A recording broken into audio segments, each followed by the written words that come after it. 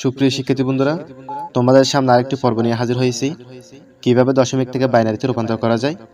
এই পর্বে আমরা আরেকটু ভালো করে শিখব। প্রথমে আমরা এখানে ধরে নিলাম দশমিক সংখ্যা 29।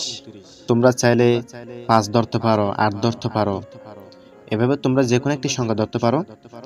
এটাকে দশমিক সংখ্যা থেকে বাইনারিতে রূপান্তর করার জন্য আমাদেরকে যে কাজটি করতে হবে, ওই সংখ্যাটিকে ভাগ দিতে হবে 2 দিয়ে। আমরা যদি 2 দিয়ে ভাগ দিই, ভাগ দেওয়ার পর যেটা ভাগশেষ থাকবে সেটাই হবে এর বাইনারি।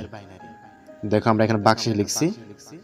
আমরা যদি 29 কে 2 দিয়ে ভাগ দিই, তাহলে আমরা এখানে পাচ্ছি কত? 14 দুগুণে 28, অর্থাৎ 14 বাজাচ্ছে। তাহলে এখানে ভাগশেষ কত থাকতেছে? 1 থাকতেছে, অর্থাৎ 1 থাকতেছে।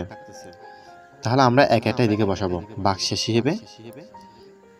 এরপর যেটা ভাগফল আছে সেটা আমরা এখানে বসাবো। এরপর আমরা আবার 2 দিয়ে ভাগ দেব।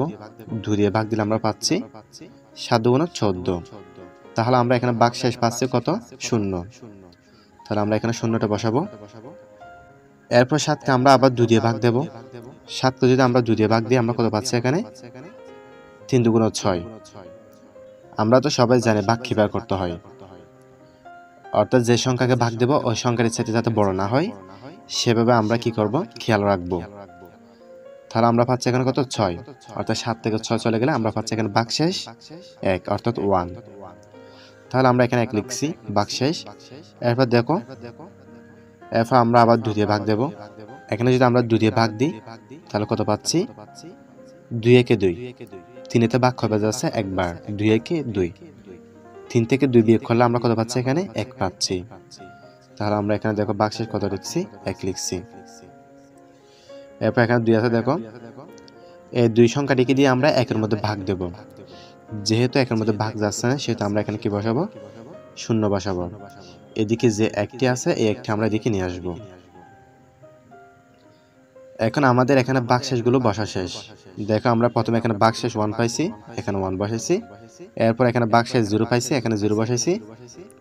এরপর এখানে ভাগশেষ 1 পাইছি, এই 1টা আমরা এখানে বসাইছি। এরপর আমরা এখানে আবার ভাগশেষ কত পাইছি? 1 পাইছি, এটা এখানে বসাইছি। যেহেতু এখানে 2 দিয়ে 1-এর ভাগ যাচ্ছে না, সেহেতু আমরা এখানে 0 বসাবো, অর্থাৎ 0 বসাবো। এখানে যে 1টি আছে অথবা যে 1টি আছে আমরা এটি এদিকে নিয়ে আসবো।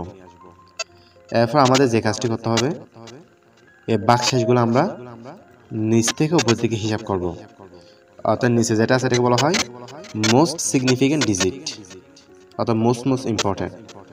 এরপর উপরে যেটা আছে এটাকে বলা হয় লিস্ট সিগনিফিকেন্ট ডিজিট।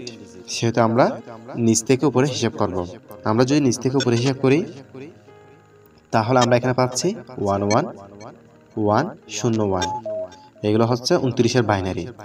সুতরাং আমরা লিখতে পারি 29-এর বাইনারি হচ্ছে 1 1 1 0 1। এখানে অবশ্যই যে বেস সংখ্যাটি আছে ওই সংখ্যাটি আমাদেরকে এখানে দিতে হবে, সেটা আমরা এখানে বেসটি দিয়ে দিয়েছি। আশা করছি তোমরা ভিডিওটি ভালো করে বুঝতে পেরেছো।